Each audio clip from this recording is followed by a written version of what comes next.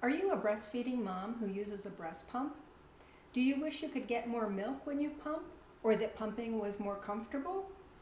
If so, keep watching to find out what the top 9 pumping mistakes are.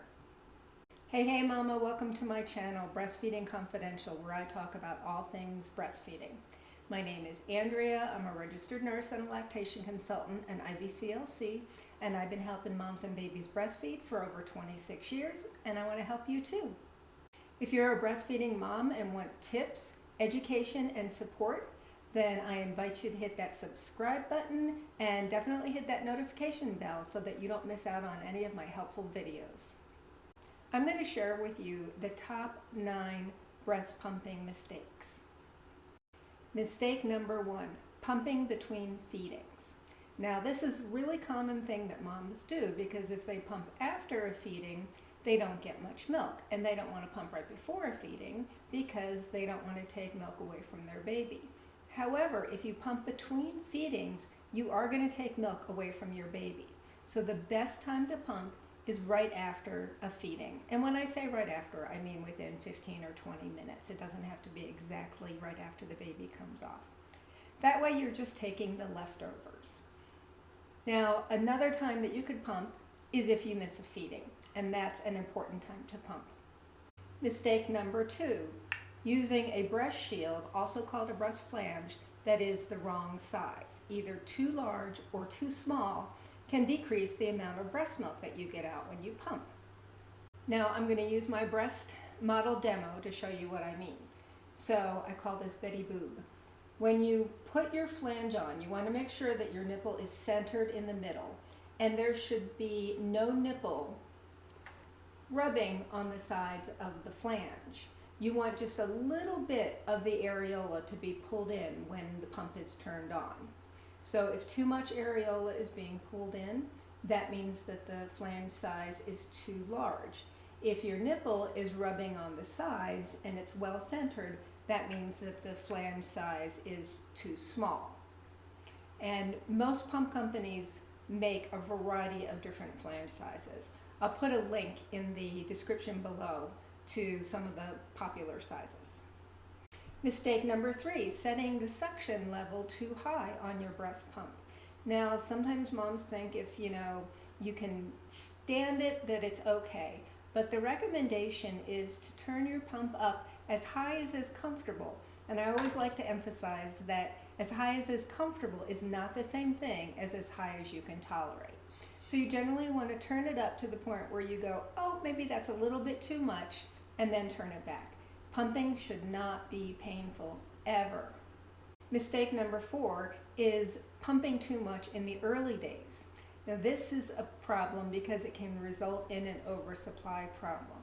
Now some moms will have reasons to want to pump in the early days because they have a history of low supply, or maybe they have some other risk factor that puts them at risk for not having enough milk production.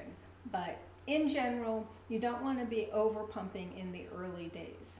It's always good to check with a lactation consultant if you feel like you're pumping a lot.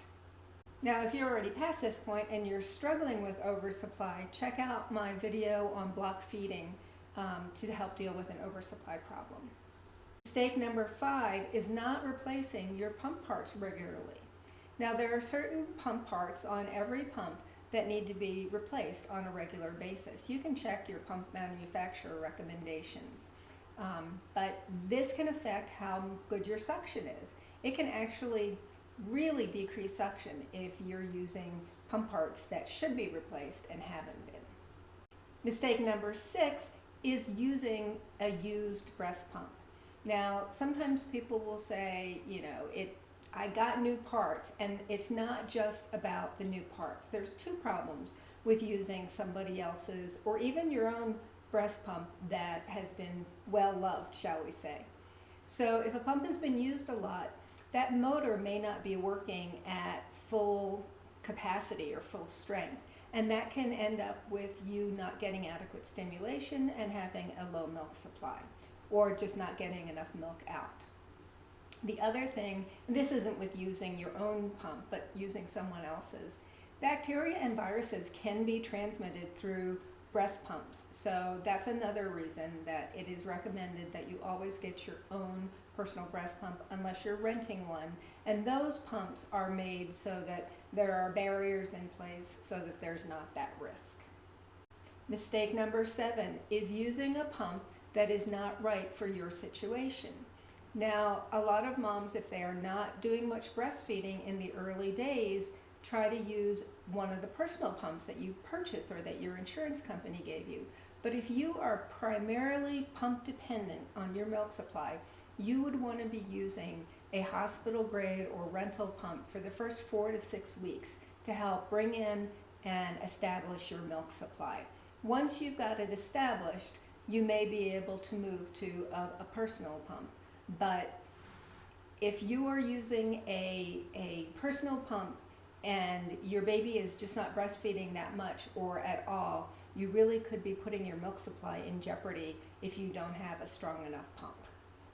Mistake number 8, not pumping if you think you don't have enough time to do a full session.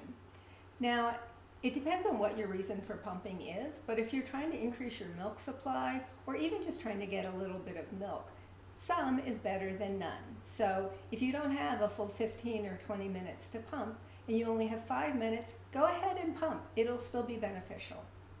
Okay, mistake number 9. This is a big one. Don't let pumping make you crazy. Now, some moms, they need to pump to help increase their milk supply or to pump for a baby in the NICU or for a lot of different reasons. If you feel like the pumping is making you just want to give up on breastfeeding, you might want to take a step back. Although there's the ideal number of times to pump when you're pump dependent, you may need to take a break from a pumping or several pumpings for a day or a week, whatever can help you feel like, yeah, I've got this, I can keep doing this. So there's the ideal and then there's real life, and you don't ever want pumping to make you crazy. So those are the top 9 pumping mistakes. If you found this video helpful, please give me that thumbs up. Don't forget to subscribe, and until next time, take care, Mama.